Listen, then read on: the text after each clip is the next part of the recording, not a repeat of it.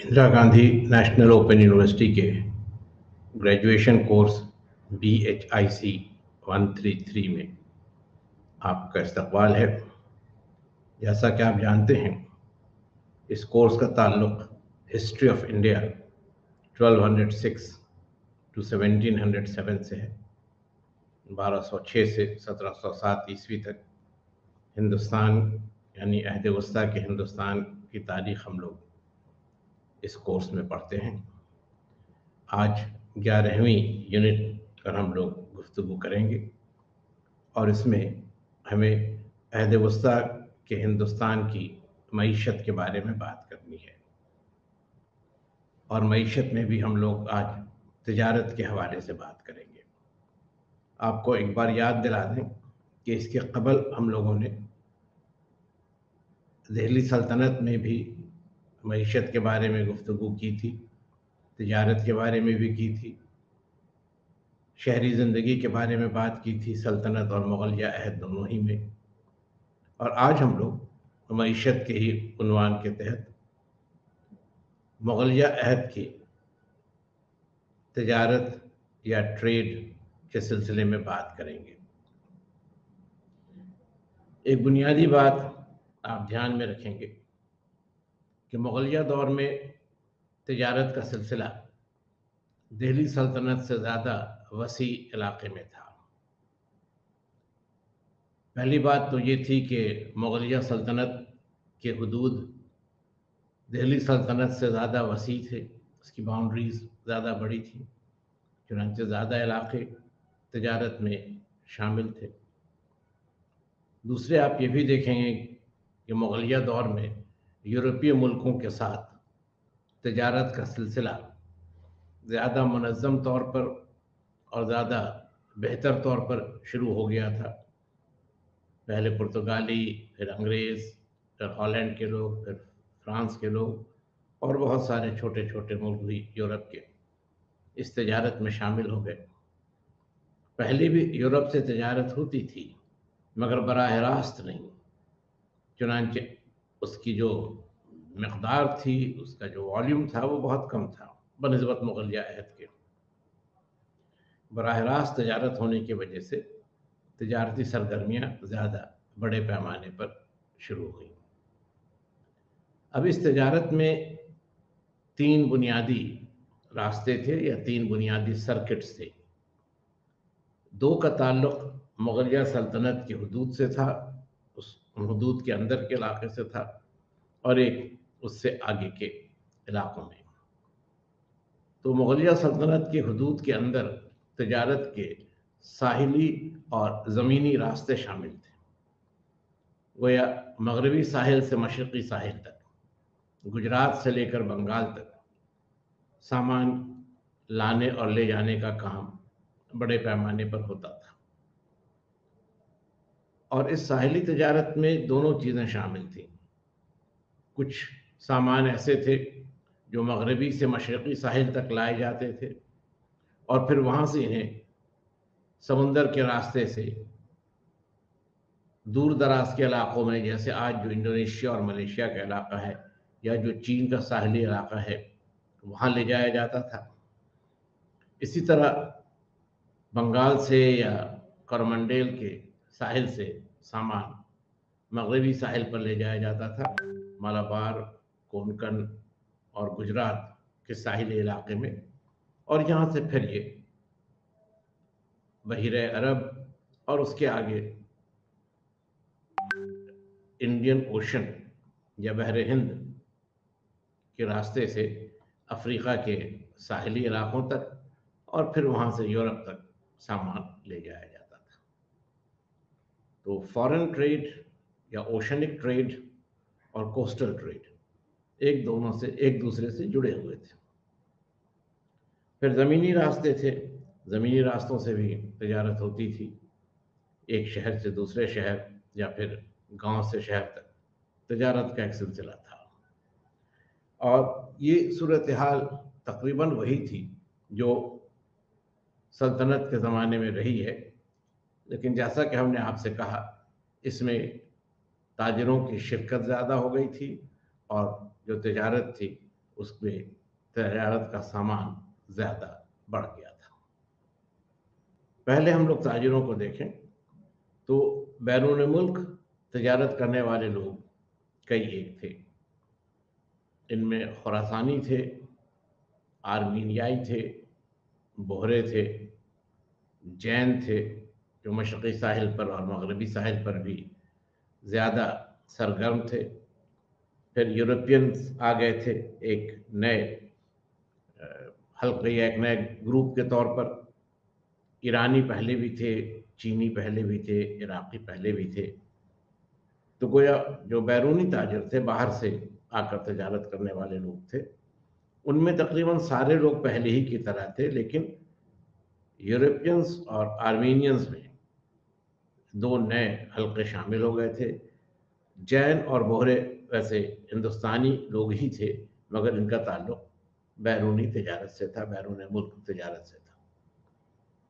इसके बाद ऐसे लोग जो दरून मुल्क या इनलैंड ट्रेड में लगे थे, उनमें मुल्तानी थे, बंजारे थे और बनिया थे। ये सब दिल्ली सल्तनत के ज़माने में भी सरगर्म रहे थे, उस ज़माने में भी तजारत से जुड़े रहे थे। अब इनमें कुछ लोगों के लिए कुछ सामान की तजारत ख़ास तौर पर की जाती थी। जैसे मुल्तानी कपड़े की तजारत करते थे, बंजारे अनाज की तजारत करते थे और बनिया जो ज़रूरी सामान थे आम दिनों की ज़रूरत के, उसकी तजारत करते थे। आइए हम आपको थोड़ा एक अंदाज़ा दें कि ये जो तजारत होती थी मुग़ल सल्तनत के हुदूद में, उसके क्या बड़े मराकज़ थे। आपके स्क्रीन पर एक नक्शा है, आप ऊपर में देखेंगे बिल्कुल बाईं जानिब काबुल और कंधार के शहर हैं। ये उस ज़माने में वस्त एशिया का हिस्सा थे। ईरान से सामान यहाँ लाया जाता था। और ये जो आप लकीरें देख रहे हैं, ये सड़कें हैं। तो काबुल से और कंधार से दोनों जगह से रास्ते थे जो लाहौर और मुल्तान तक आते थे। कंधार से आने वाला सामान ज़्यादातर मुल्तान में और काबुल से आने वाला सामान ज़्यादातर लाहौर में पहुंचता था। मुल्तान और लाहौर से फिर एक बड़ी सड़क या एक बड़ी शाहराह थी जो दिल्ली आती थी। दिल्ली से फिर आगरा, फिर लखनऊ, बनारस, पटना, कासिम बाज़ार, हुगली और बंगाल की खाड़ी या बे ऑफ बंगाल तक सामान ले जाने का रास्ता था। एक दूसरा रूट भी था जो दिल्ली से अजमेर, अजमेर से अहमदाबाद, अहमदाबाद से कैम्बे, कैम्बे से बुरहानपुर, बुरहानपुर से औरंगाबाद, औरंगाबाद से हैदराबाद, बीजापुर और गोवा पश्चिम की तरफ, और हैदराबाद से मसूलीपट्टनम पूरब की तरफ। ये सड़कें थीं। और इससे आपको अंदाज़ा होगा कि जो सामान ईरान से या वस्त एशिया से आता था, वो पूरे हिंदुस्तान में गुजरने के बाद एक तरफ मशरक़ी साहिल तक पहुंचता था, जहां हुगली के अलावा और कई बंदरगाहें थीं, जैसे बालासोर था, पुरी था। ये दोनों बड़े पोर्ट हैं जो ओडिशा के इलाके में हैं। हुगली है और बिल्कुल आखिर में आप देखेंगे चिटागोंग का नाम है। ये दोनों बंगाल के बड़े बंदरगाह थे, पोर्ट थे। और चिटागोंग के ऊपर आप ढाका का भी नाम देखिएगा, तो ढाका भी एक बड़ा पोर्ट था, मगर वो रिवरन पोर्ट था। उसी तरह जैसे दिल्ली, आगरा, लखनऊ, बनारस, पटना, ये सब रिवरन पोर्ट थे। यानी ये ऐसे तजारती मराकज़ थे जहाँ नदियों के ज़रिए रसाई होती थी। उधर लाहौर और मुल्तान और बाद में श्रीनगर का भी रास्ता अकबर के ज़माने में खुल गया था। तो वहाँ से दिल्ली और दिल्ली से फिर अजमेर वगैरह का जो रास्ता था, उसमें ज़मीनी रास्ते का इस्तेमाल ज़्यादा होता था। तो दोनों ही रास्ते इस्तेमाल में थे, ज़मीनी भी और दरियाई भी। दरियाई रास्ते का इस्तेमाल निस्बतन सहूलतमंद था, क्योंकि आप नदी के धारे के सिमत में अगर सफ़र कर रहे हो तो भारी सामान भी आप आसानी से ले जा सकते थे। हाँ, वापसी में नदी की धारा के खिलाफ आने में मुश्किल होती थी, लेकिन तब भी नदी के रास्ते से तजारत होती थी और आमतौर पर नदी के रास्ते से जो सामान ले जाया जाता था उसके लिए जो किराया लगता था वो कम होता था, और ज़मीन के रास्ते से जो सामान ले जाया जाता था उसमें किराया ज़्यादा लगता था। उसकी और भी कुछ वजह हैं जो आपसे हमें भी उसके बारे में बात करेंगे। अब जहाँ तक के फॉरेन ट्रेड या बैरून मुल्क तजारत का मामला है, तो ये भी हम लोग एक नज़र देखें। आप ये समझें कि यूरोप से लेकर मिस्र के साहिल तक और वहाँ से फिर लेकर चीन की बंदरगाहों तक ये तिजारत थी। आप देखेंगे बिल्कुल बाएं जानिब ऊपर अलेक्जेंड्रिया और कायरो के नाम लिखे हैं। ये मिस्र का साहिली इलाका है। वहाँ से फिर छोटे छोटे रास्ते थे जो ज़मीनी रास्ते थे। ये गज़ा जो फ़लस्तीन में है, एलेप्पो और दमास्कस जो अब सीरिया में है, वहाँ से बगदाद और बसरा जो अब इराक़ में है, और दूसरी जानिब गज़ा से लेकर मदीना, जद्दा, मक्का, यमन, सना और अदन तक। आप देखेंगे एक सीधी लकीर है बाएं जानिब जो इन तमाम बंदरगाहों को इनलैंड रूट से जोड़ रही है। यानी ये ऐसे रास्ते हैं जिन पर तजारत ज़मीनी रास्ते से हो रही थी। फिर आप देखेंगे कि बगदाद से शिराज, सिराफ जो कि एक बंदरगाह है, इसके बाद हमदान से निशापुर, मर्व, बुखारा, समरकंद, काशगर, यारकंद, खुतन, और एक पूरा सिलसिला है जो चीन तक जाकर मिल जाता है, जो शुमाली हिस्सा है। वस्ती हिस्से में आप देखेंगे किरमान है, फिर कंधार है, काबुल है, बल्ख है और हरमुज़ है जो कि फिर एक बंदरगाह है। आपसे अभी हमने कहा था कि काबुल और कंधार से सामान हिंदुस्तान लाया जाता था और इसके साथ ही ईरान से भी सामान हिंदुस्तान आता था। तो आप देखेंगे कि हेरात से बल्ख और काबुल, और हेरात से फिर कंधार, और वहाँ से फिर आगे मुल्तान और लाहौर के रास्ते बने हुए हैं। वो दिल्ली, आगरा, अजमेर वगैरह से गुजरते हैं। बुरहानपुर है, सूरत है, हुगली है, चिटागोंग है, व सूरत दीगर। ये वो इलाके हैं जहाँ ज़मीनी रास्ते से ज़्यादा तजारत होती थी। दरियाओं का भी इस्तेमाल होता था, मसलन लाहौर से मुल्तान के लिए, या लाहौर से दिल्ली के लिए, या दिल्ली से आगरा के लिए, आगरा से पटना के लिए।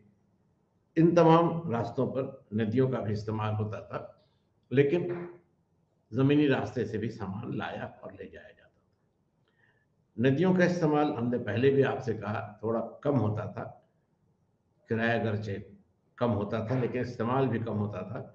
और उसकी एक बड़ी वजह ये थी कि आप नदी के धारे के ख़िलाफ़ सफ़र नहीं कर सकते थे, भारी सामान नहीं लेकर आ सकते थे। और दूसरी बात ये थी कि जिस ज़माने में सैलाब आ जाता था, नदियों का बहाव बहुत तेज़ हो जाता था, तो उनमें कश्ती रानी या बोट का इस्तेमाल करना, कश्ती का इस्तेमाल करना मुश्किल हो जाता था। वैसे भी आप देखेंगे मौसम के जो हालात रहे हैं उनमें शदीद सर्दी के ज़माने में या शदीद गर्मी के ज़माने में या शदीद बरसात के ज़माने में तजारत का काम रुक जाता था।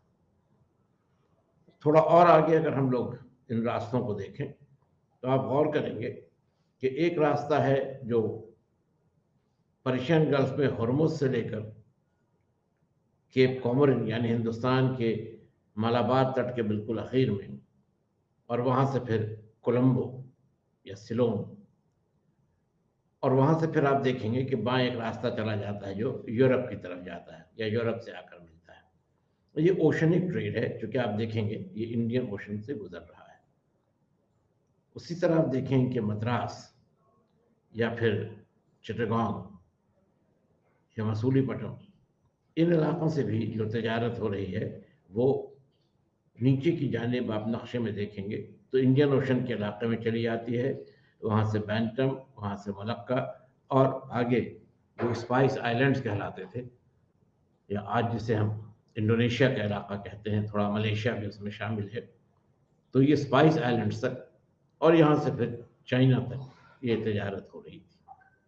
तो वह मगरिब में बिल्कुल यूरोप के शहरों से, जिसमें ज़्यादातर इटली के शहर शामिल थे, बाद में पुर्तगाल और इंग्लैंड के और फ्रांस के भी शहर शामिल हो गए, और पूरब में चीन तक। ये पूरा एक सर्किट था, ये पूरा एक इलाका था जो बैरून मुल्क तजारत के लिए था। अब इसमें आपको ये हम बताएं कि जो बैलेंस ऑफ ट्रेड था, यानी तजारत का जो तवाज़ुन था, वो मुग़लिया सल्तनत के हक़ में था, फेवर में था। यानी बरामदात की कीमत ज़्यादा थी और दरामदात की कीमत कम थी। एक्सपोर्ट्स का वैल्यू ज़्यादा था, इंपोर्ट्स का वैल्यू कम था। इसके नतीजे में यूरोप से आने वाले ताजिरों को तजारत के सिलसिले में काफ़ी मकदार में चांदी लानी पड़ती थी, ताकि चांदी के ज़रिए वो सामान की ख़रीदारी कर सकें। का जो पेमेंट था वो सिल्वर के थ्रू होता था, और ये सिल्वर जो है, ये चांदी जो है, ये इन्हें अमेरिका से हासिल हुई थी, लैटिन अमेरिका से भी और नॉर्थ अमेरिका से भी, ख़ास तौर पर लैटिन अमेरिका से। इनका और माया तहसीबें जो वहाँ थीं, कदीम तहसीबें जो थीं, उनका ज़वाल हो गया था। जो बचा था उसे यूरोपियंस ने बर्बाद कर दिया, और उस बर्बादी के बाद ये लोग वहाँ से जो भी दौलत हासिल हो सकती थी, ज़्यादातर चांदी की शक्ल में, उसको यूरोप लाते थे, और फिर उस चांदी से हिंदुस्तान में और दूसरे जगहों पर तजारत करते थे। अब इसमें एक दिलचस्प बात आपको बताएं, शायद आपको इसका अंदाज़ा भी हो, लेकिन फिर भी आपसे ज़िक्र करना ज़रूरी है। देखिए, यूरोप के जो ताजिर थे, वो अपने जहाज़ों में पहले अफ्रीका के इलाके तक जाते थे, और अफ्रीका में ये जो वहाँ के मकामी लोग थे, जिन्हें आप ब्लैक्स या स्याह फाम लोग कहते हैं, शुरू में उनको हबशी या नीग्रोज भी कहा गया, लेकिन अब वो लफ्ज़ इस्तेमाल में नहीं है। तो जो ब्लैक्स थे उस इलाके के, ज़ाहिर है कि वो लोग बहुत तहज़ीब याफ्ता नहीं थे, उनके पास बहुत अच्छे हथियार और सामान नहीं थे जंग के, तो अपनी बंदूकों की मदद से ही आसानी से उन लोगों को हरा देते थे, और वहाँ से फिर बड़ी तादाद में लोगों को कैद कर लेते थे, गिरफ्तार कर लेते थे, और उन्हें ले जाकर अमेरिका में, नॉर्थ अमेरिका के इलाके में ये बेच देते थे, और वहाँ से चांदी हासिल करते थे। इंका और माया तहजीब से चांदी लूट कर लाई जाती थी, नॉर्थ अमेरिका से चांदी गुलामों की तजारत के ज़रिए लाई जाती थी, और फिर ये पूरा जो समझिए कि ख़जाना था चांदी का, उसको लेकर ये हिंदुस्तान की तरफ आते थे।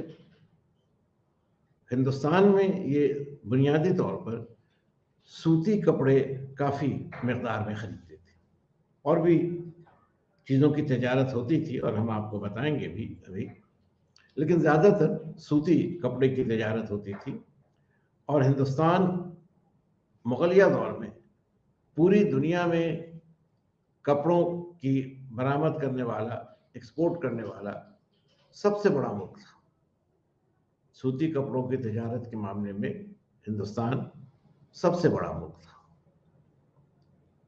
और जहाँ तक तजारत के तवाज़ुन का सवाल है, ये क़यास किया जाता है कि अकबर के दौर हुकूमत में दुनिया का 24% जीडीपी या ग्रॉस डोमेस्टिक प्रोड्यूस हिंदुस्तान के हिस्से में था। पूरी दुनिया का तकरीबन एक चौथाई हिस्सा, 24%, हिंदुस्तान के हिस्से में था। इसी से आप अंदाज़ा कर सकते हैं कि जो तजारत का तवाज़ुन था वो कैसा था, और हिंदुस्तान में जो उस ज़माने की सनतें थीं, ख़ास तौर पर सूती कपड़ा बनाने की जो सनत थी, उसकी कितनी तरक्की हो चुकी थी। अब होता ये था कि जो चांदी यूरोप के लोग हिंदुस्तान लाते थे, उससे यहाँ के कपड़े और दूसरी चीज़ों को खरीदते थे। दूसरी चीज़ों में बहुत अहम मसाले थे। मसाले जिन्हें हम लोग गरम मसाला आजकल कहते हैं, स्पाइसेस।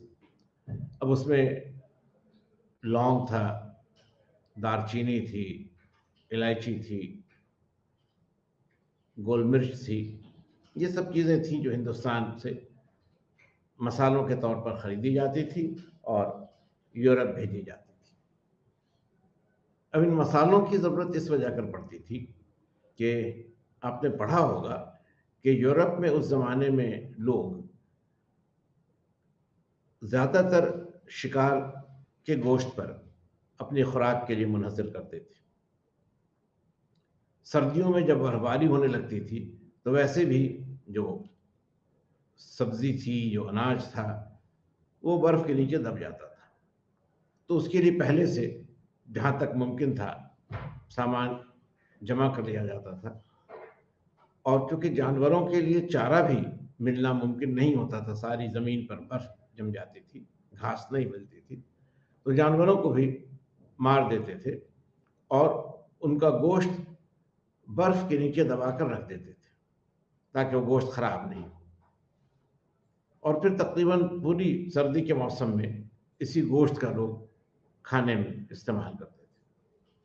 अब चूंकि ये बर्फ के नीचे दबा रहता था तो इसमें एक खुश्की सी आ जाती थी, जिसको कहते हैं कि बहुत ही सीठा हो जाता था, ड्राई हो जाता था, इंसिपिड हो जाता था। तो उसका जायका बनाए रखने के लिए उसमें मसाले दिए जाते थे। तो मसाले भी एक बड़ी ज़रूरत थे यूरोप के लोगों की, जहाँ तक कि उनके खाने का सवाल था। और सूती कपड़े ज़रूरत थे उनकी, जहाँ तक कि उनके अपने लिबास का सवाल था। और उसके अलावा इसी सूती कपड़े को वो ले जाकर, एक बड़ा हिस्सा सूती कपड़े का जो वो हिंदुस्तान में खरीदते थे, उससे वो ले जाकर स्पाइस आइलैंड्स में, यानी जो इंडोनेशिया और कुछ मलेशिया का इलाका है, वहाँ ले जाकर बेचते थे। और वहाँ ये बहुत ज़्यादा कीमत पर बिकता था। वहाँ से जो दौलत हासिल होती थी उससे फिर हिंदुस्तान में मुख्तलिफ चीज़ों को खरीदा जाता था और इसे यूरोप भेजा जाता था। इस तरह से इस तजारत में यूरोप के लोगों की जो लागत थी वो बहुत ज़्यादा नहीं थी। कुछ लोगों को अफ्रीका से कैद किया, अमेरिका में लाकर भेज दिया, अमेरिका के कदीम बाशिंदों के ख़जाने को लूट लिया और उस चांदी को यूरोप लाए। उस चांदी से हिंदुस्तान में तजारत की और उससे फिर आगे स्पाइस आइलैंड्स में तजारत के लिए सामान हासिल किया और यह सब सामान वापस यूरोप भेज दिया गया।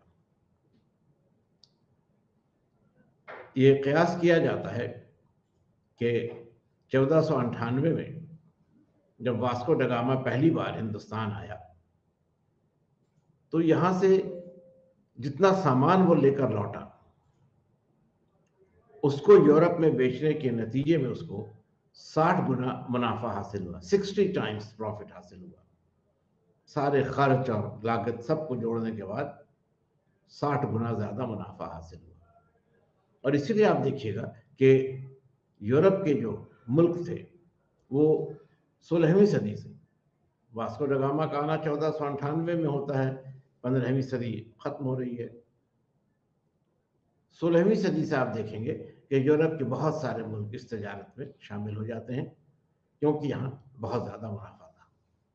और ये भी आपको याद होगा कि 1600 ईस्वी में ही इंग्लिश ईस्ट इंडिया कंपनी कायम हुई हिंदुस्तान से तजारत के लिए, इंग्लैंड की तजारत के लिए। और 1602 में डच ईस्ट इंडिया कायम हुई, डच ईस्ट इंडिया कंपनी, वो भी हॉलैंड से हिंदुस्तान की तजारत के लिए। फिर कुछ ज़माने के बाद फ्रेंच ईस्ट इंडिया कंपनी बनी और डैनिश और दूसरी ट्रेडिंग कंपनीज भी बनी। कहने का मकसद ये है कि 16वीं सदी में हिंदुस्तान में काफ़ी बड़े पैमाने पर यूरोप से तजारत हो रही थी। यूरोप के मुल्कों को भी इससे फ़ायदा हो रहा था, लेकिन साथ ही साथ कुल मिलाकर तजारत का तवाज़ुन हिंदुस्तान के हक़ में था और हिंदुस्तान की तारीख़ में ये बहुत ही खुशहाली का और फरावानी का दौर रहा था। 17वीं सदी में ये मामला और आगे बढ़ा और शायद हमने आपसे जिक्र किया हो कि 17वीं सदी में मुगलिया सल्तनत में 7 अलग अलग मुल्कों से ताजिर और सयाह आए। इन मुल्कों में वस्त एशिया का इलाका था, ईरान था, इंग्लैंड था, पुर्तगाल था, हॉलैंड था, फ्रांस था, जर्मनी था, इटली था। इन तमाम मुल्कों से लोग आए हिंदुस्तान। कुछ अकबर के ज़माने में, उससे ज़्यादा जहांगीर के ज़माने में, और सबसे ज़्यादा शाहजहां के ज़माने में। 16वीं और 17वीं सदियों को अगर हम लोग देखें तो कोई 20 या 22 मुसाफिर या ताजिर या सयाह मुगलिया सल्तनत में आए और इन सब की दिलचस्पी तिजारत में थी। इससे भी आप अंदाज़ा कर सकते हैं कि तिजारत का क्या खुशहाली थी, क्या सररतमंदी थी, क्या माशी मेयार था तिजारत का। 18वीं सदी में सूरत हाल बदली। आप जानते हैं कि यहीं से मुगलिया सल्तनत का ज़वाल भी होने लगता है। 2 तरह की बातें इस ज़माने में हुई। पहली बात तो ये हुई कि यूरोप के लोगों ने इस बात को महसूस किया कि जितनी ज़्यादा मकदार में वो चांदी हिंदुस्तान लाते हैं, वो उनकी मईशत के लिए नुकसानदेह है। चांदी को बचाना उनकी अपनी मईशत के लिए ज़रूरी था। चुनांचे उन्होंने अब ये कोशिश शुरू की कि हिंदुस्तान में तजारत करने के लिए वो अपने ज़रूरी सामान हिंदुस्तान में ही हासिल करें। यानी उनको अब चांदी की दरामद हिंदुस्तान में न करनी पड़े, बल्कि हिंदुस्तान में ही वो ऐसे माली ज़राए हासिल कर लें, ऐसे फाइनेंशियल रिसोर्सेज हासिल कर लें जिससे कि वो हिंदुस्तान में तजारत कर सकें। इसमें एक बड़ा काम जो उन्होंने किया वो ये रहा कि उन्होंने अपने सिपाही किराए पर हिंदुस्तान के राजाओं को देने शुरू किया। जाहिर है कि यूरोप की जो फ़ौजें थीं वो हिंदुस्तानी फ़ौजों से ज़्यादा बेहतर थीं, ज़्यादा डिसिप्लिन था, ज़्यादा बेहतर हथियार थे और किसी भी जंग में उनकी कामयाबी या उनकी फतह यकीनी थी। चुनांचे अपनी सियासी हैसियत को और अपने फ़ौजी हैसियत को मुस्तहकम बनाने के लिए हिंदुस्तान के हुक्मरानों ने यूरोप के लोगों से फ़ौजी या सिपाही हासिल करना शुरू किया। इस काम में पहल की फ्रांस के लोगों ने। उस ज़माने में जनूबी हिंदुस्तान में आपसी कशमकश जारी थी मुख्तलिफ छोटी छोटी रियासतों में, और फ्रेंच ईस्ट इंडिया कंपनी भी उस इलाके में सरगर्म थी। और फ्रेंच ईस्ट इंडिया कंपनी का एक गवर्नर था दुप्ले, उसने अपने सिपाही किराए पर हिंदुस्तानी हुक्मरानों को देना शुरू किया और बाद में यही तरीका अंग्रेज़ों ने भी अपनाया और फ्रांसीसियों से ज़्यादा बढ़ चढ़कर अपनाया। अब सिपाहियों को किराए पर देने के नतीजे में जो दौलत आने लगी उससे हिंदुस्तान में तजारत की जाने लगी।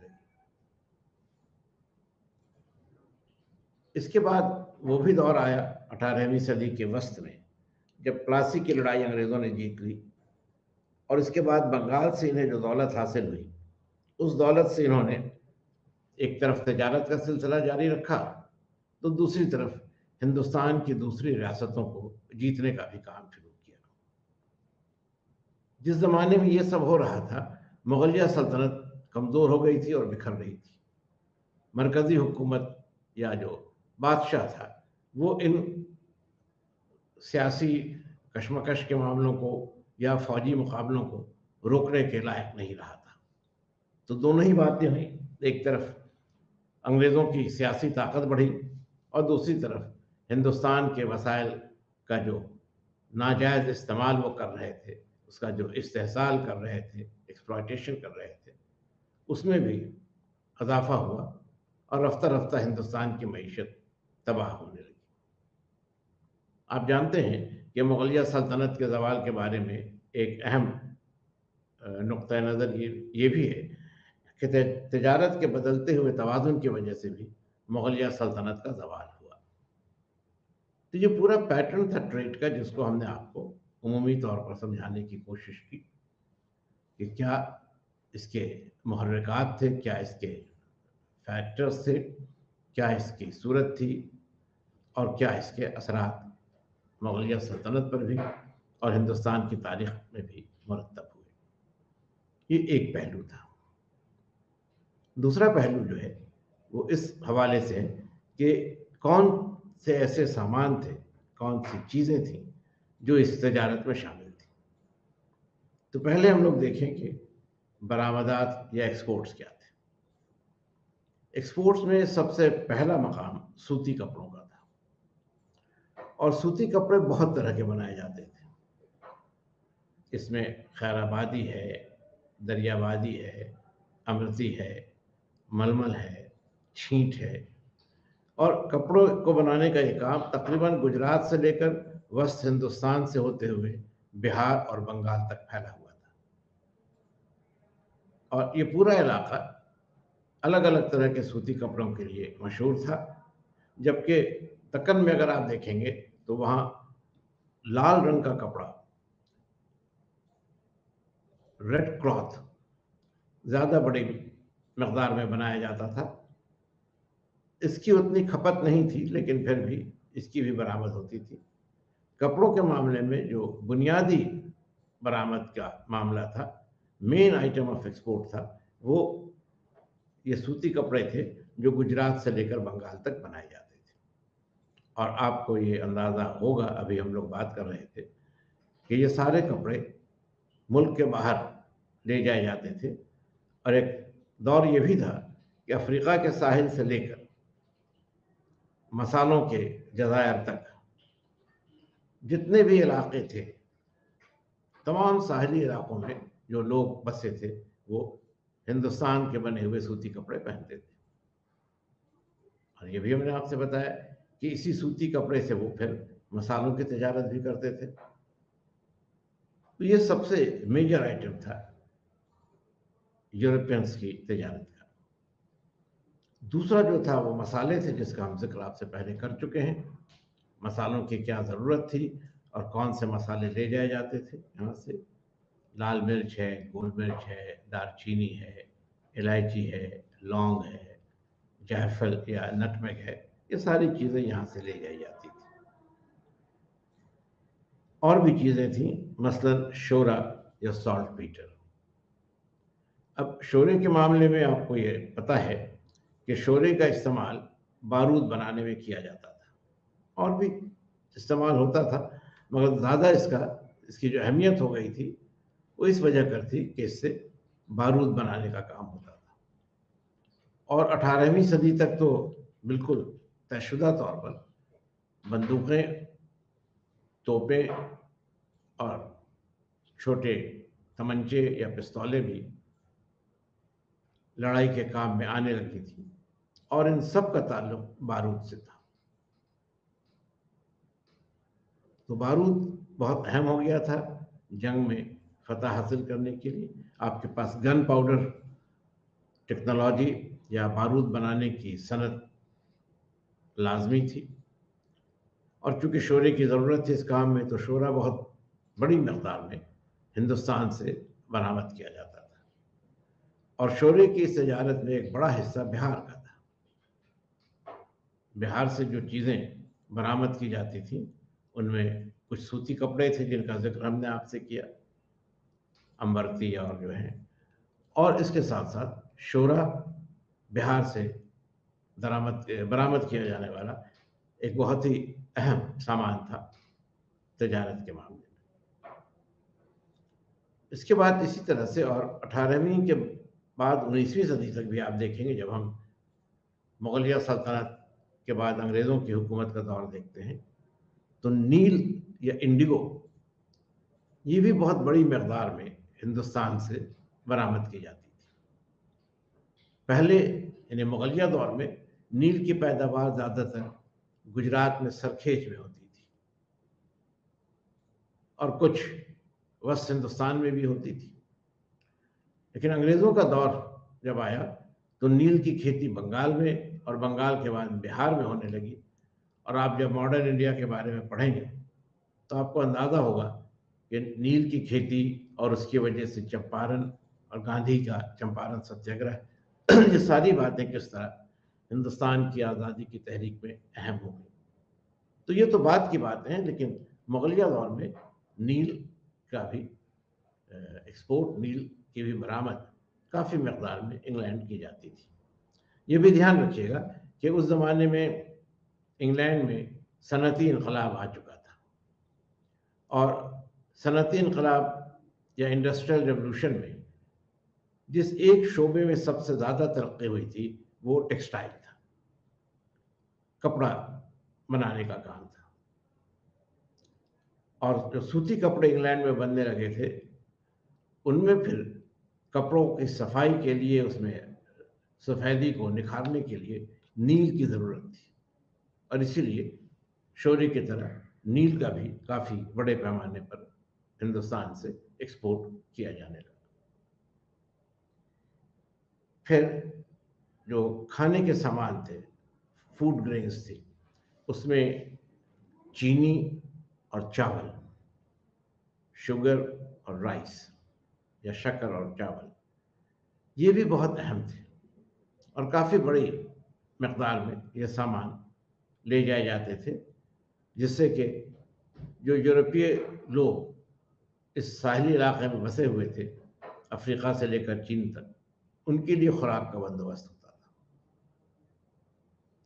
कमर्शियल क्रॉप्स में फिर एक अहम नाम अफीम या ओपियम का है। अफीम की तजारत भी अंग्रेज करते थे और बाद में आप पढ़ेंगे 18वीं सदी में अफीम की तजारत चीन के साथ बढ़ने लगी थी और चीन में ज़बरदस्ती अंग्रेज अफीम दरामद करने लगे थे। इसको लेकर लड़ाइयाँ भी हुई थी 19वीं सदी में, मगर चीन की शिकस्त हुई थी और चीन में भी अंग्रेज़ों की बर्तरी तजारत के मामले में कायम हो गई थी।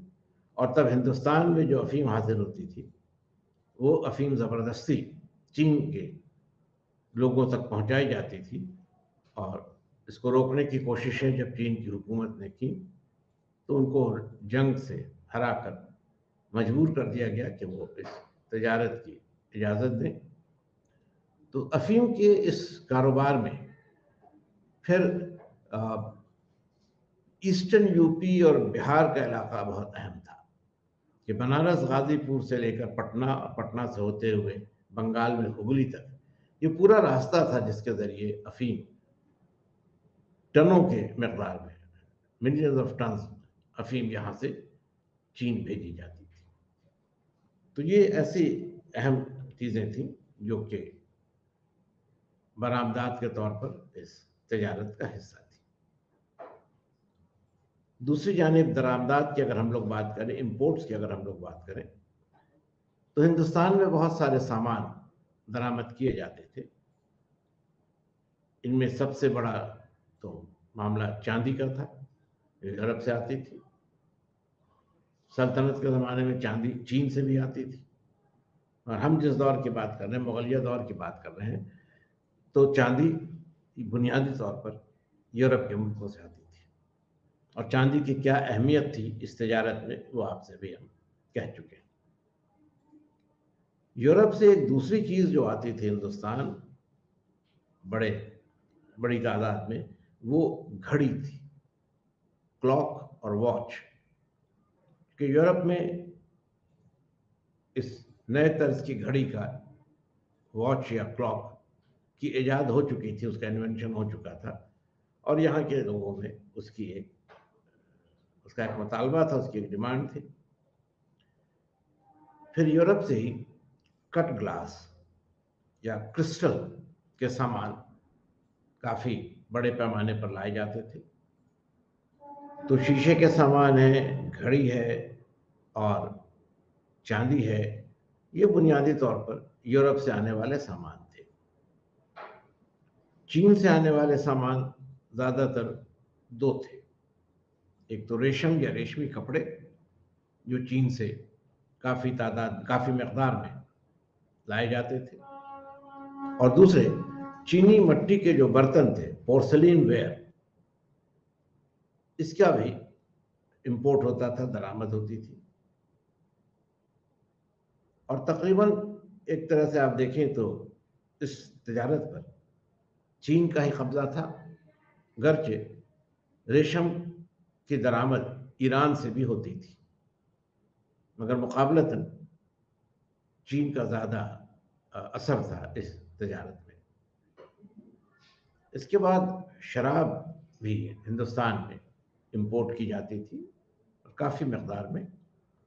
वैसे तो शराब हिंदुस्तान में बनती थी, लेकिन जो नफीस किस्म की शराब होती थी वो उस वक्त तक हिंदुस्तान में नहीं बनती थी, और उसे बाहर से लाया जाता था, अक्सर ईरान से, लेकिन उससे भी ज़्यादा यूरोप से। फिर एक और अहम चीज़ जिसकी दरामद होती थी वो कारपेट या कालीनें थी। कारपेट ज़्यादातर ईरान से आती थी, और कुछ हिस्सा इसमें ऐसा भी था जो कश्मीर से आता था, लेकिन वो मकामी तजारत थी, लोकल ट्रेड था। फॉरेन ट्रेड में कारपेट्स को प्रोवाइड करने वाला जो सबसे अहम मुल्क था वो ईरान था। इसके अलावा इत्र या परफ्यूम भी हिंदुस्तान में लाया जाता था, और इसका एक बड़ा मरकज़ अरब ममालिक थे। बहीरे अरब के किनारे जो मुल्क थे, वहाँ से परफ्यूम या इत्र मुख्तलिफ़ किस्म का हिंदुस्तान लाया जाता था, और यहीं से एक और सामान की भी दरामद होती थी, वो थे घोड़े, और घोड़े फिर वस्त एशिया से भी लाए जाते थे। एक आखिरी चीज़ थी जो ऊनी कपड़े हैं, वुलन्स हैं, लेकिन वुलन्स ज़्यादातर कश्मीर, और बाद में अकबर ने पंजाब में भी इसको फ़रोग़ दिया था, वुलन इंडस्ट्री को, तो उसमें दरामदात पर ज़्यादा इन्हिसार नहीं था। अब यहाँ पर एक बात आप गौर करें, वो ये कि जो सामान लाए जाते थे वो महंगे होते थे, लेकिन बावजूद इसके जो अदायगी का तवाज़ुन था, बैलेंस ऑफ पेमेंट था, वो हिंदुस्तान के हक़ में था। यानी हिंदुस्तान जो सामान बेचता था उससे ज़्यादा पैसे उसको मिलते थे, और जो सामान वो ख़रीदता था उसमें कम पैसे देने पड़ते थे, जबकि ये सारी चीज़ें महंगी थी। तो इसकी वजह ये थी कि ये चीज़ें जिनको आपने देखा अभी, ये लग्जरी गुड्स के तौर पर है, यानी ऐसे सामान हैं जिनका इस्तेमाल आला पैमाने की रहाइश के लिए, या जो उमरा का तबका था, बड़े लोग थे, बादशाह थे, उमरा थे, शहर के लोग थे, बड़े ताजिर थे, उनके इस्तेमाल के लिए होता था। तो ज़ाहिर है कि खरीदार कम तादाद में थे। 90% से ज़्यादा लोग तो वो थे जो इस अमीर तबके से बिल्कुल बाहर थे। उमरा के इस छोटे से तबके में खरीदारी ज़ाहिर है कि इतनी ज़्यादा नहीं होती थी कि उसके ज़रिए ट्रेड बैलेंस बैरूनी मुल्कों के साथ या यूरोप के मुल्कों के साथ ज़्यादा बेहतर होता। इसीलिए ओवरऑल पिक्चर को अगर हम लोग देखें तो हिंदुस्तान से बरामदात की मकदार भी और इसकी कीमत भी ज़्यादा थी बनिस्बत दरामदात के, और इसी वजह से ट्रेड बैलेंस या बैलेंस ऑफ पेमेंट हिंदुस्तान के हक़ में था।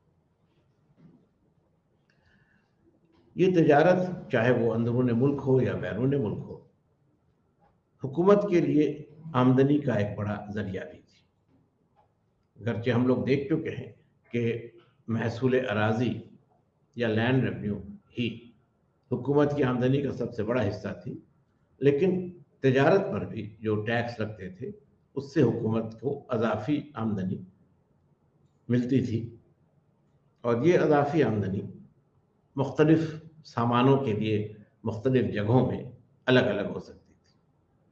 जैसे जहाँ तजारत कम थी वहाँ 5%, कुछ बेहतर तो 15%, गुजरात में 18%, क्योंकि वहाँ के साहिल से बहुत ज़्यादा सामान का इंपोर्ट होता था। ये जो महसूल है 5% या 15% या 18%, ये राहदारी के नाम पे लिया जाता था। राहदारी को अंग्रेजी में ट्रांजिट टैक्स कहते हैं, यानी एक मकाम से दूसरे मकाम पर जब ताजिर जाता था तो उसको टैक्स देना पड़ता था। आपको याद होगा शेर शाह ने राहदारी को ख़त्म कर दिया था, लेकिन मुगलिया दौर में इसका चलन फिर से आम हो गया था। इसके अलावा आप एक और नाम पढ़ेंगे, अबवाब। अबवाब ऐसे टैक्सेस थे जिनकी कोई कानूनी शक्ल नहीं थी, लेकिन जिन लोगों के इलाके से ये सामान गुजरता था वो मनमाने तौर पर अबवाब की शक्ल में अलग से टैक्स वसूला करते थे। फिर सामान जो आता था उस पर एक कस्टम ड्यूटी लगाई जाती थी, जो सामान की कीमत के 2.5% के बराबर होती थी। यानी अगर सामान 100 रुपए का है तो उस पर 2.5 रुपए कस्टम ड्यूटी लगती थी। ये राहदारी से अलग थी। कस्टम ड्यूटी वहाँ लगती थी जहाँ कोई ताजिर बैरून मुल्क से मुगलिया सल्तनत में तजारत के लिए दाखिल होता था। इस तरह आप देखेंगे कि जो ड्यूटी थी, ट्रेड ड्यूटी थी, उसका बोझ काफ़ी ज़्यादा था।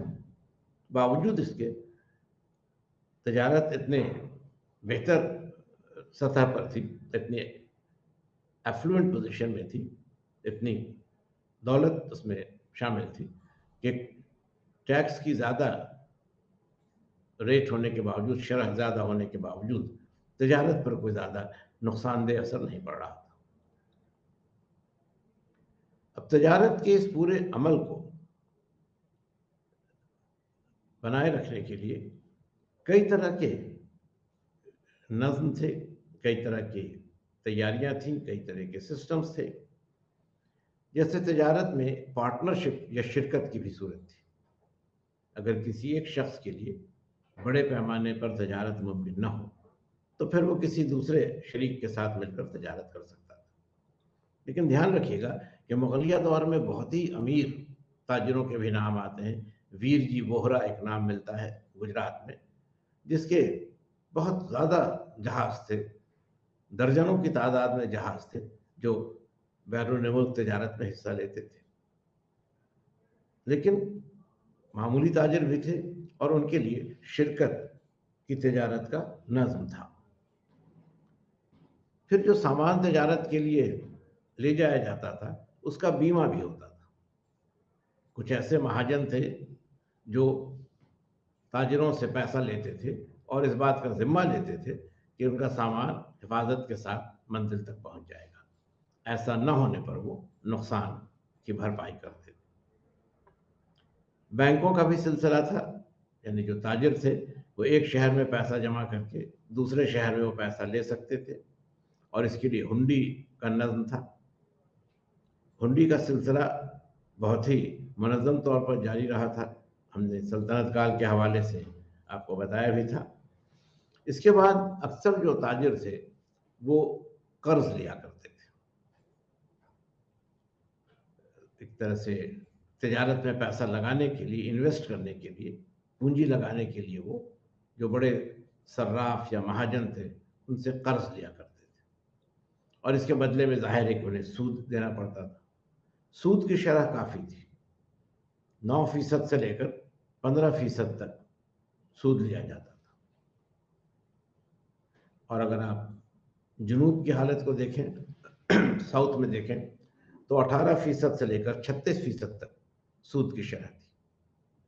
यानी 1/3 से ज़्यादा साउथ में और नॉर्थ में तकरीबन 1/6 ये शरह थी सूद की।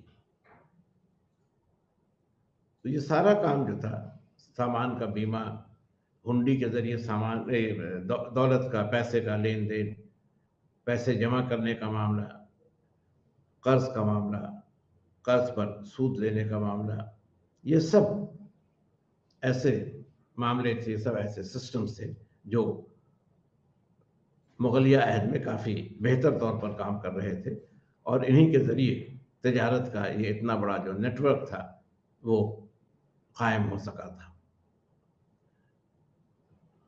इसमें आप ये भी एक दिलचस्प बात देखिएगा कि कभी-कभी ऐसा भी होता था कि कोई ताजिर दिवालिया हो जाता था, यानी वो ये कह देता था कि अब वो कर्ज अदा करने की सूरत में नहीं है। तो वैसी सूरत में और कोई ज़रिया नहीं था, लेकिन अगर उसके पास कुछ इमूवेबल प्रॉपर्टी थी तो वो जो साहूकार था ले लेता था। ज़ाहिर है कि जब ये तिजारत इतने बड़े पैमाने पर हो रही थी और पैसे का इतने बड़े पैमाने पर लेन-देन हो रहा था, तो एक करेंसी सिस्टम या सिक्कों का एक निज़ाम भी काफ़ी अहम या काफ़ी मुनज़्ज़म अंदाज़ में अहद वस्ता के हिंदुस्तान में बना रहा था। तो सल्तनत के ज़माने में आप देखेंगे कि आम तौर पर चांदी और तांबे के सिक्के बनाए जाते थे, जिनमें चांदी का सिक्का टंका कहलाता था और तांबे का सिक्का जीतल कहलाता था। टंका और जीतल का ये टू टियर सिस्टम जो था, ये जो दोहरा या दो सतही निज़ाम था सिक्कों का, चांदी और तांबे या कांसे के सिक्कों का, इसको इल्तुतमिश के ज़माने में शुरू किया गया। वही इसका मान ही था इस सिस्टम का, और ये सिलसिला शेर शाह के ज़माने तक चलता रहा। लेकिन इस दरमियान कुछ और छोटे छोटे सिक्कों का भी जिक्र मिलता है, और सबसे दिलचस्प है वो टोकन करेंसी जो मोहम्मद बिन तुगलक ने अपने ज़माने में चलाई, जिसमें उसने कांसे के सिक्के बनवाए और कांसे के सिक्कों की कीमत चांदी के बराबर तय कर दी। उसका यह मंसूबा नाकाम रहा। फिरोज शाह के ज़माने में जब माली हालात ख़राब हो गए तो मिलावटी सिक्के भी बनाए जाने लगे, और इनमें शशगानी सिक्के का नाम आप पढ़ेंगे, जिसमें चांदी की मकदार बहुत कम थी। शेर शाह ने इस सिलसिले को बदला, और हाँ, सल्तनत के ज़माने में बलबन ने सोने के सिक्के पहली बार जारी किए थे जो मोहर कहलाते थे। शेर शाह ने इस सिलसिले को बदला, और जो कमतर सिक्के थे, वो सिक्के जिनमें पूरी मकदार में धात नहीं होती थी, मेटेलिक वैल्यू जिनका कम होता था, उसको ख़त्म करके उसने नए सिक्के बनवाए जो प्योर मेटेलिक वैल्यू के थे। इसमें चांदी का सिक्का रुपया कहलाया, सोने का सिक्का मोहर कहलाया, तांबे के सिक्के जो थे वो रुपए के छोटे छोटे हिस्सों में, फ्रैक्शन में बनाए जाते थे, यानी आधा हिस्सा, चौथाई हिस्सा वगैरह। अकबर के ज़माने में ये तांबे के सिक्के दाम कहे जाने लगे। मोहर के साथ अशरफी भी सोने के सिक्के के लिए ये लफ्ज़ भी इस्तेमाल होने लगा, और आगे चलकर अशरफी ही ज़्यादा राइज हुआ। तो अशरफी और रुपया और दाम, ये ट्राई मेटेलिक करेंसी मुग़लों के ज़माने में रही। तो ये कुछ ऐसी बातें थी जिन्हें हमने आपके साथ आज के इस डिस्कशन में शामिल किया। हम लोगों ने इस बात पर गौर किया कि मुग़लिया अहद सल्तनत में हिंदुस्तान में तजारत की क्या सूरत हाल थी, किन रास्तों से तजारत होती थी, ज़मीनी और दरियाई और साहिली और समुंदरी। तजारत करने में कौन से लोग शामिल थे, कुछ गैर मुल्की, कुछ हिंदुस्तानी। तजारत के हवाले से किन रास्तों का इस्तेमाल होता था, चाहे वो बैरून मुल्क हो या दरून मुल्क हो, कौन सी बड़ी सड़कें थीं, कौन सी बड़ी बंदरगाहें थीं, मुल्क से बाहर तजारत के लिए कौन से रास्ते थे। फिर हम लोगों ने ये भी देखा कि जो तजारत हो रही थी उसमें क्या अशिया थी, क्या सामान थे, कौन से सामान थे जिनको हिंदुस्तान से बाहर बरामद किया जाता था, एक्सपोर्ट किया जाता था, कौन से सामान थे जिनको हिंदुस्तान में दरामद किया जाता था, इंपोर्ट किया जाता था। और इस बात पर भी हमने गौर किया कि जो बरामदात थे उनकी कीमत दरामदात से ज़्यादा थी, और इसी वजह से जो तजारत का तवाज़ुन था वो मुग़लिया सल्तनत के हक़ में था। इस बात को भी हम लोगों ने देखा कि यूरोप के मुल्कों ने मुग़लिया सल्तनत को किस तरह अपनी तजारत के वसाइल हासिल करने के लिए इस्तेमाल किया। पहले यहाँ से सूती कपड़ों को दूसरी जगहों पर ले जाकर बेचा और उस पैसे से दीगर सामानों की ख़रीदारी की। तो यूरोप से आने वाली चांदी को बचाने के लिए उन्होंने इसमें उनको कामयाबी भी मिली, अगरचे हिंदुस्तान इसकी वजह से दिन ब दिन गरीब होता चला गया। जो यहाँ के माली वसाइल थे उनका इस्तेहसाल हो रहा था, और इसी सूरत में फिर यूरोपीय मुल्कों ने फ़ौजी मदाखलत भी शुरू की, और शुरू में उन्होंने अपने सिपाही किराए पर दिए और बाद में उन्होंने हिंदुस्तानी हुक्मरानों को एक के बाद एक हरा कर उनके इलाक़ों पर भी कब्ज़ा कर लिया। ये 19वीं सदी और 18वीं सदी के अवाखिर की बात है, यानी end of the 18th century and the 19th century as a whole, या first half of the 19th century. तो तजारत का ये मामला बिलाखिर मगरबी मुल्कों की, ख़ास तौर पर इंग्लैंड की, हिंदुस्तान पर बालादस्ती के साथ ख़त्म हुआ। तजारत के सिलसिले में क्या निज़ाम था, पार्टनरशिप क्या थी, इंश्योरेंस बैंकिंग क्या था, हुंडी क्या थी, और हुंडी के ज़रिए किस तरह रकम का एक जगह से दूसरी जगह तक तबादला होता था। और आपको ये जानकर हैरत होगी कि ये पूरा निज़ाम बहुत ही ईमानदारी से चलता था। कभी ऐसा नहीं हुआ कि किसी ताजिर ने एक शहर में किसी सर्राफ को पैसा दिया और उससे हुंडी ली, और दूसरे शहर में जाकर जब उसने हुंडी पेश की तो उसको पैसे का भुगतान नहीं हुआ, जब रकम की अदायगी नहीं हुई। ऐसी आपको कोई मिसाल नहीं मिलेगी। और जितने भी यूरोप के ट्रेडर्स हैं, ताजिर हैं या मुसाफिर हैं, वो इस बात को बराबर लिखते हैं कि हिंदुस्तान के जो ताजिर थे वो बहुत ही ईमानदार थे और उसूलों के पाबंद थे। ये बड़ी बात थी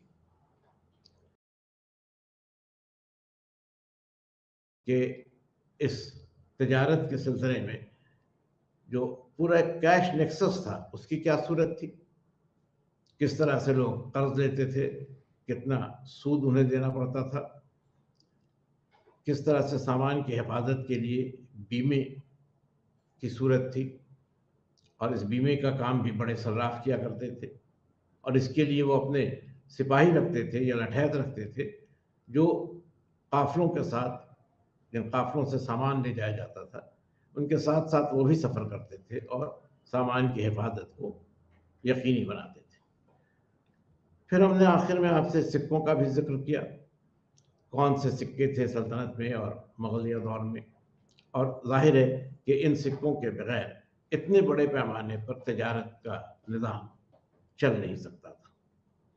तो ये ऐसी बातें थीं जिनके ज़रिए हम अहद वस्ता में और ख़ास तौर पर मुग़लिया दौर में हिंदुस्तान की जो तजारत का सिलसिला था, जो ट्रेड और कमर्शियल एक्टिविटीज़ थी, उसके बारे में हम बेहतर तौर पर जान सकें। और हम ये मशवरा देंगे कि आपका जो लेसन है, जो स्टडी मटीरियल है आपका, उसमें इकॉनमी का जो हिस्सा है उस पर आप तवज्जो दें, उसको आप पढ़ें, और बहुत सारी बातें जो यहाँ इख्तिसार से हमने कही हैं उनके बारे में और तफसील और बेहतर मालूमात आपको अपने सेल्फ स्टडी मटीरियल से हासिल हो सकेंगे। तो आज के क्लास के लिए बस इतना ही। अगले क्लास में फिर हम लोग मिलेंगे, और अब मईशत से आगे बढ़कर हम लोग माशरे की बात करेंगे, समाज की बात करेंगे और तहज़ीब व सक़ाफ़त की बात करेंगे। तो आने वाले सेशंस में हम लोग सोसाइटी के बारे में और कल्चर के बारे में ज़िक्र करेंगे। खुदा हाफ़िज़।